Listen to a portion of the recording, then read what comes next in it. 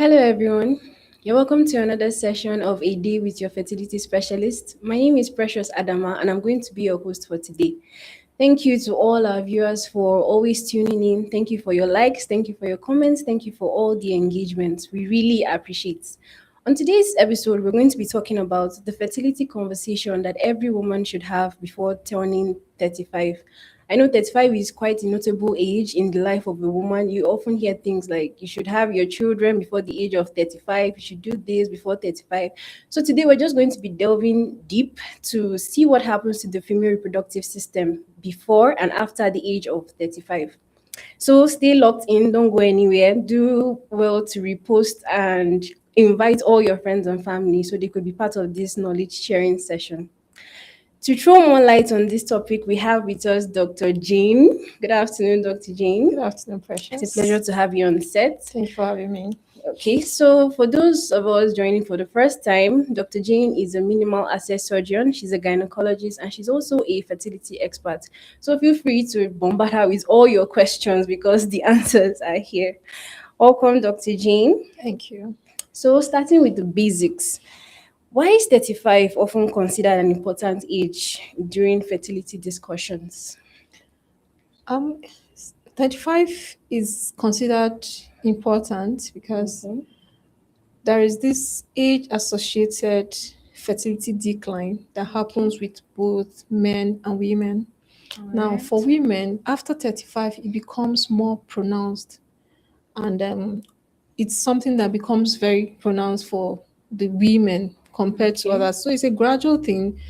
Even though 35 is a time where there's a significant gradual decline in Okay. the fertility, equality, reserve, and all.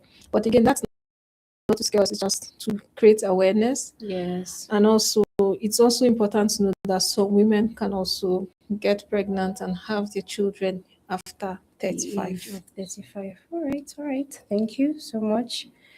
So, does turning 35 suddenly change fertility or is it like a gradual process? Well, it's a gradual process. It's something that happens. A lot of women are born with the the whole number of eggs they would ever have. All right. So, and from 35, you begin to have the decline. So it gradually reduces, but from 35, you notice this decline more Okay. with, there's also reduction in quantity and quality. Quantity and quality of So you eggs. see your counts and the functionality of the egg. So increasing risk of miscarriages, your Okay. fertility response or your response, fertility for younger person and someone over 35 might not be the same. Your pregnancy rates might drop and all of that. Okay. Yeah, so that is what changes. As All those right. air quality functions start to drop, also you begin to notice some irregularity with periods and a lot of things start to happen about that time. So it's an important age to discuss a lot of things and also puts your fertility in your future plans too. Yes. Thank you. So we actually make mention of the word ovarian reserve. Can you throw more like what exactly is the ovarian reserve? Is it just the quality, the quantity of the eggs? Well, yes, it's the quality and quantity. Okay. Yeah, so as I mentioned, that every woman is born with the total number of eggs she will ever have. For every month a woman menstruates, she loses some eggs, and remember, you don't reproduce them anymore. So it just keeps dropping. When you have a basket or a pool where you pick out balls from, Yes. means at some point you have fewer balls compared to when you started the journey. So Yes. that's what happens with ovarian reserve. And when quality also drops too, it can affect pregnancy rate, the miscarriage rate, risk of having babies with abnormalities, and all of Okay. that. Yes. So risks of having babies with abnormalities more concerned about like with the quality of the eggs, Yes, right? quality of eggs. Okay. All right. So why do you believe this conversation is important for women today? This fertility discussion is very important for women. A lot of women are beginning to make career choices, Yes. choices about their education, business, relationships, and even Well, so you see, when you are making these discussions, your fertility should also be put in perspective. And this discussion helps you to make informed decision, informed plans, and all of that. There are a lot of things you can do, even if you when you're not ready for a baby yet. But when it's in perspective, so you don't come and at the end of the whole acquisition, Yes. then it will now be you looking back, you wished you did that. So the essence of this discussion again is to increase knowledge, awareness, and help women plan their Their lives. reproductive path properly. Okay. All right. So, what are some things every woman should know about her fertility, regardless of whether she's planning to start a family now or in the future? Everything about her fertility, she should ask questions. You don't have to wait when there's a problem. So you ask question, what are the problems? What can happen? What are the options available for me? What if it goes this way? What if it goes? So a woman should ask all of those questions, and that is where the fertility experts come in. Okay. Yes, when a woman is trying for a child, it's not coming, it's a good time to check. But most times at around 29 to early 30s, it's a good 29 time to early talk 30s. about fertility outcomes and plans, because that's a Okay. good time also to get knowledge and plan at that point in time. See how we can also get good eggs for future reproductive plans. Okay. So, can a woman have regular periods and still have fertility challenges? Yes, a woman can Woman, have regular regular periods. periods and also have fertility challenges. Fertility challenge is not just about even though regular periods it's a marker of ovulation, Yes. but a woman can ovulate regularly, but there are other things that can affect her fertility. A woman can be ovulating and have tubal factor infertility blocked tubes. A woman can be ovulating and have her organs at with scars adhered Okay. to themselves from probably endometriosis. There can also be some uterine factors that might affect fertility. Okay. Even aside that, the partner's fertility can also affect her fertility. So you are menstruating regularly, but you can have all these problems put together. And Okay. those are other things. That's why it might not just be a one problem infertility issue. It can be the problems can be multiple from different points. All right. All right.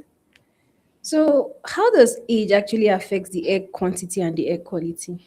Yes, so, well, we had said this earlier, so it's a natural decline. So Yes. when a woman already has all what she would need all her lifetime at Yes, birth, and breath. it means every month. So most women at time of birth, they have like 2 million eggs.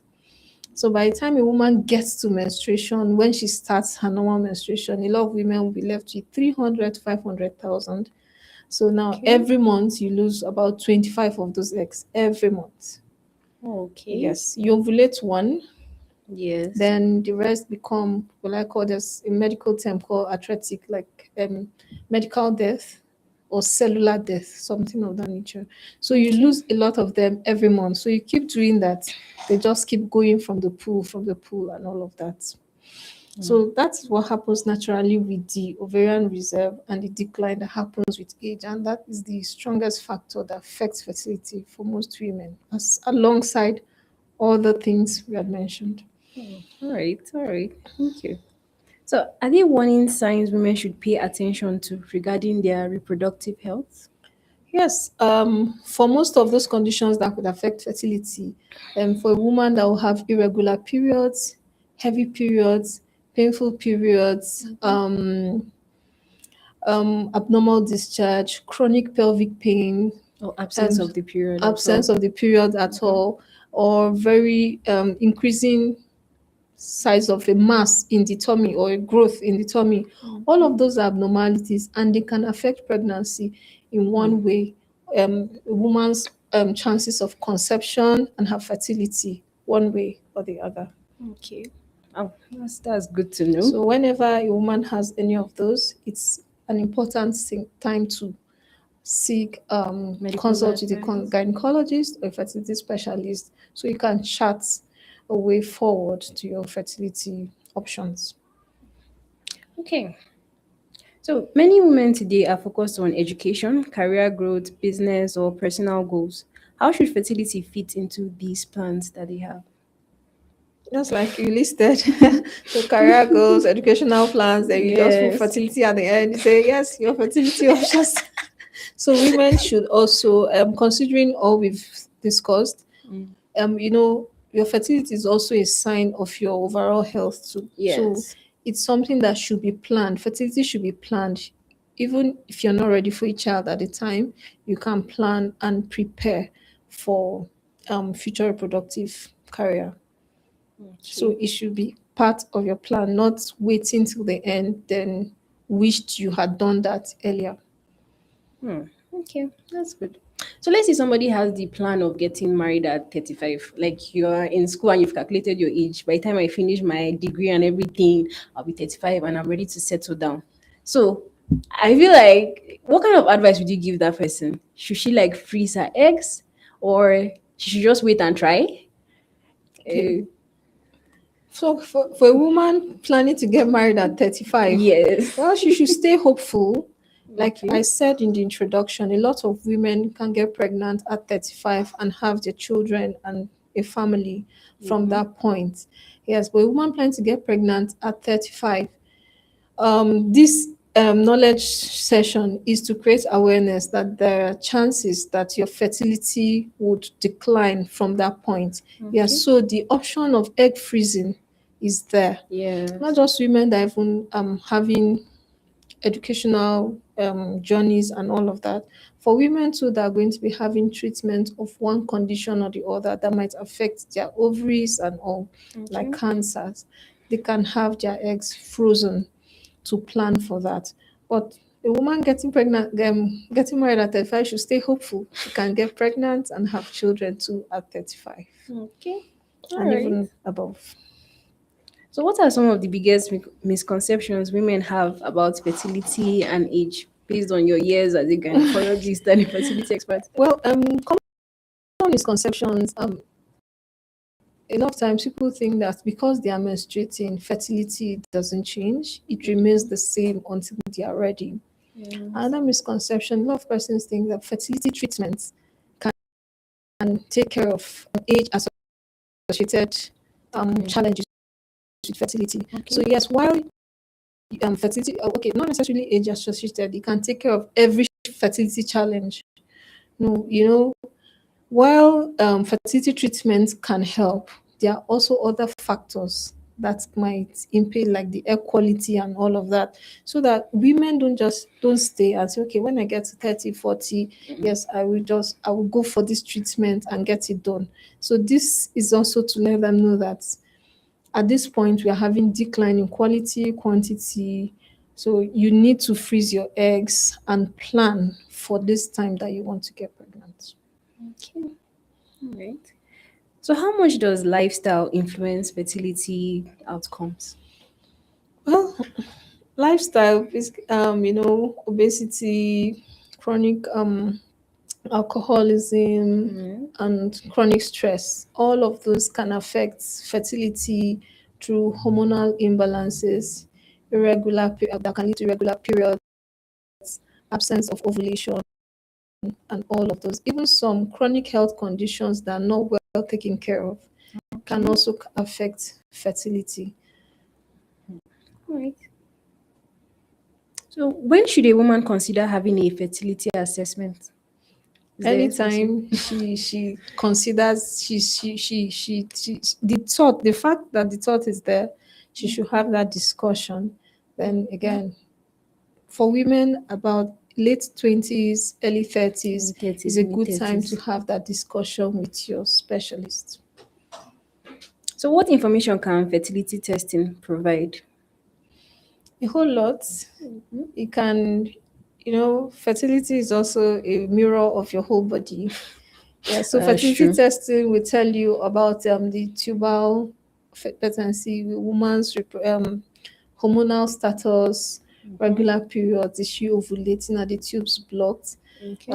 the semen analysis, is it normal? So it tells you everything. Even it can tell you if there are scar tissues in the in the pelvis. Pelvis is like a bowl that where the reproductive organs sit, the Okay. tubes, the uterus, the ovaries. So it Okay. tells you if there are so when I say pelvis, I mean like if there are adhesions like scar tissues with these structures holding on to themselves and not moving freely to pick the egg. So it tells you a whole lot. Even chronic infections like collections and all would be can be detected from um, fertility evaluation.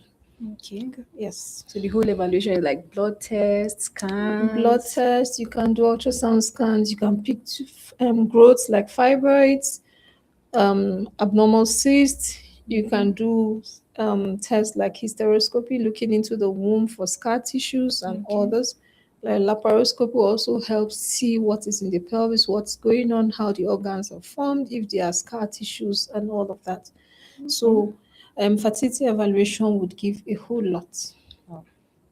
Okay. All right. Thank you so much. So, how does fertility preservation fit into the modern reproductive health care?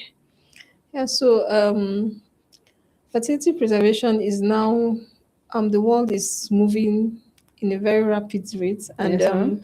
so for the career woman, the woman that wants to, yes, egg preservation is very important, is something a lot of women should look into. Okay. Yeah, so it's something that would help take away the panic and the fears at the when you are ready for your children, because these eggs can be frozen for as long as you want them. Yes, even All more than right. 10 years. Okay. So, are there any side effects associated with this egg retrieval and freezing? Are there any side effects? Uh, Um, Not a lot, but Okay. for you to do the egg freezing and retrieval, you need to stimulate the ovaries to get the eggs. Now, those complications that can arise from excessively stimulated eggs, like what we call the ovarian hyperstimulation, can be there. Okay. Yes, the women can have pain, they can bleed, Okay. and the process is you harvest the eggs through a means.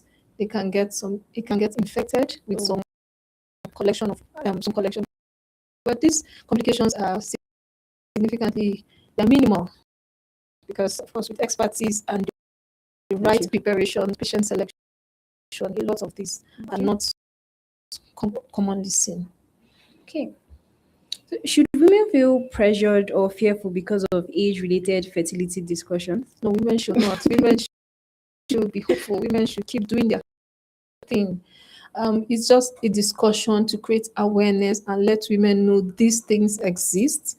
But women can have their children, like we keep saying, can get pregnant, can have families even after 35. So no one should feel pressured.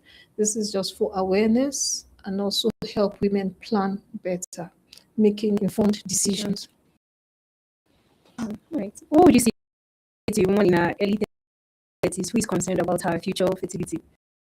As you should see a gynecologist, they have a discussion, then with regular interaction, follow-ups, she'll be fine. So she should be hopeful. There is no cause for alarm or panic.